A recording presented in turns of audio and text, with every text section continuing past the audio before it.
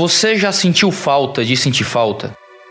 Eu vi um vídeo no canal do Léo Juan chamado O Naruto é Infeliz. Eu nunca assisti muito de Naruto, eu conheço um pouco da história. E assisti menos ainda de Boruto, que é a nova saga do Naruto que retrata o seu filho e mostra o Naruto, já alerta de spoiler, Hokage da vila. Depois de tantos anos que Naruto Shippuden já acabou, é meio esquisito dizer que isso é realmente um spoiler. Mas o Léo diz algumas coisas muito interessantes a respeito do processo de conquista de um objetivo que a gente buscou durante toda a vida. Ele fala sobre como o Naruto era alguém muito mais feliz enquanto ele ainda tentava ser Hokage, do que agora, quando ele realmente se torna o líder da aldeia da Folha. Esse vídeo teria passado desapercebido para mim se eu não tivesse feito uma viagem com minha esposa e encontrado na livraria do aeroporto uma publicação chamada A Parte que Falta. O livro é uma historinha bem curta falando sobre a falta que a falta faz. É a história de um círculo que faltava ali um pedaço e ele vai rodando em busca desse pedaço que lhe falta, até que ele encontra alguns pedaços que não encaixam bem e chega uma hora que ele encontra um pedaço que encaixa perfeitamente. Depois que ele encontra esse pedaço, ele percebe que ficar completo não é tão legal assim, ele deixa esse pedaço pra lá e então volta a procurar um pedaço que lhe sacie. Quando eu folhei esse livro na livraria, eu lembrei muito do vídeo do Léo e fiquei pensando bastante a respeito da falta que a falta faz, de como muitas vezes nós sentimos falta de sentir falta, de como nós muitas vezes projetamos uma felicidade em algo que a gente não tem e uma vez que nós alcançamos aquele objetivo, a gente percebe que ainda falta alguma coisa, de que nós fomos projetados para frente através da busca e uma vez que nós encontramos aquilo que a gente tanto buscava, a gente percebe que o desconforto e o vazio interior continuam lá, que nós projetamos um prazer e uma felicidade em algo que uma vez encontrado não nos dá a felicidade e o prazer que nós tanto procuramos. Nós passamos a vida projetando a felicidade em objetivos, em coisas que nos faltam. Nós projetamos a felicidade em chegar lá, mas quando chegamos,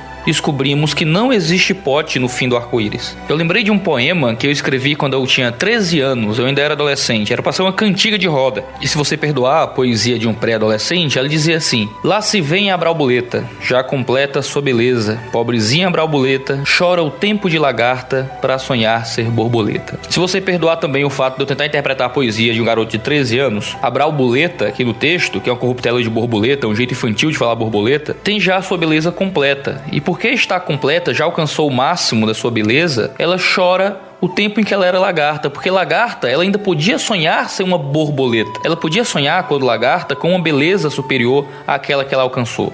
A realidade nem sempre é como a fantasia.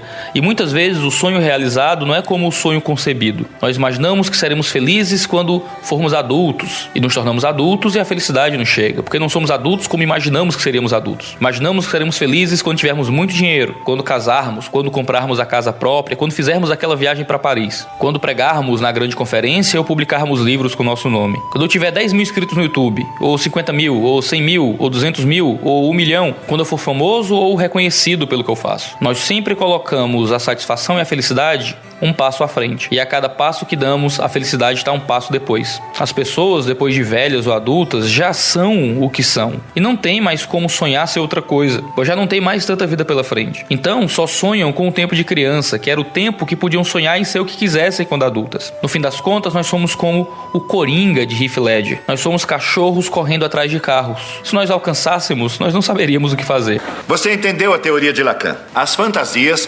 precisam ser irrealistas, porque no momento, no instante em que vocês tiverem o que procuram, desistem. Não vão mais querer aquilo. Para poder continuar existindo, o desejo deve ter seu objeto eternamente ausente. Não é aquilo que vocês querem, é a fantasia daquilo. Então, o desejo sustenta fantasias impossíveis. Foi a isso que Pascal se referiu quando disse que somos verdadeiramente felizes somente quando sonhamos acordados com a felicidade futura. Ou porque dizemos que caçar é melhor do que matar. Ou cuidado com o que você deseja. Não é porque vamos conseguir, mas porque fatalmente não vamos querer quando conseguirmos. Então a lição de Lacan é: viver pelos desejos nunca vai trazer a felicidade. O significado de ser inteiramente humano é se esforçar para viver por ideias e ideais e não medir suas vidas por aquilo que ganharam em termos de desejo, mas aqueles pequenos momentos de integridade, compaixão, racionalidade, até mesmo sacrifício próprio. Porque no final, a única forma de avaliarmos o significado de nossas vidas é valorizando a vida dos outros. Parece que o vazio faz parte de quem nós somos. Ele nunca será satisfeito porque o vazio do homem é cósmico, é transcendente, é do tamanho do universo. Ele se expande. É um vazio do tamanho de Deus. Deve ser por isso que o homem é uma fábrica de formar religiões, que o coração do homem é uma fábrica de ídolos e que nós projetamos o tempo inteiro anseios religiosos nas coisas dessa vida. Eu gosto daquele poeminha que eu escrevi aos 13 anos porque foi aos 14 que eu me tornei cristão. E o vislumbre que eu tive aos 13 me mostrou que eu precisava encontrar algo que preenchesse o meu vazio, que não seria um passo à frente. De que se eu projetasse a minha felicidade em alguma coisa que seria alcançada, nunca que eu encontraria aquilo que eu estava procurando. Porque o que eu estava procurando não eram os petiscos dessa vida, mas um banquete cósmico que sarasse a ferida do meu coração.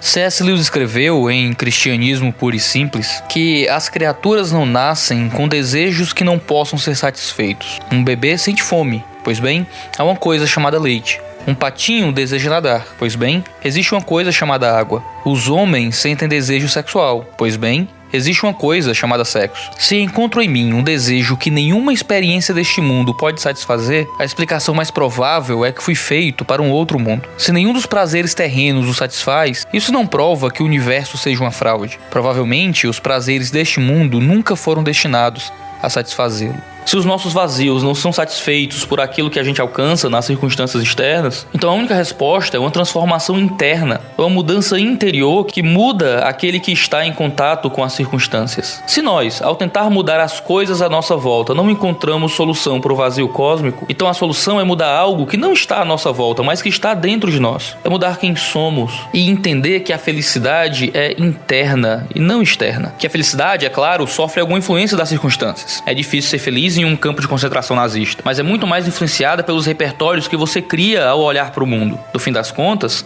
sua felicidade só é responsabilidade sua. Não é algo que se transforma como se levanta um braço. Ouvir um seja feliz não muda muita coisa. Se você não assumir a sua responsabilidade sobre sua própria alegria, como é que seus sentimentos poderão mudar? Você será uma mera vítima das circunstâncias? Ou você vai assumir a responsabilidade por ser alguém que, independente de onde vive e como vive, já encontrou alegria? Eu encontrei o que preenche o meu vazio. Se o meu vazio é cósmico, a solução para ele precisa ser cósmica e transcendental. Talvez uma das coisas mais tristes das visões sociais que existem hoje é que os homens projetam as suas dores em causas sociais. Seu sofrimento é por causa da sociedade patriarcal, seu sofrimento é por causa da sociedade machista, seu sofrimento é por causa da economia de mercado. Quando o nosso sofrimento é porque nós somos seres humanos caídos em um mundo pecador. Todos nós lutamos contra o vazio, aquele famoso buraco do tamanho de Deus que está dentro de nós.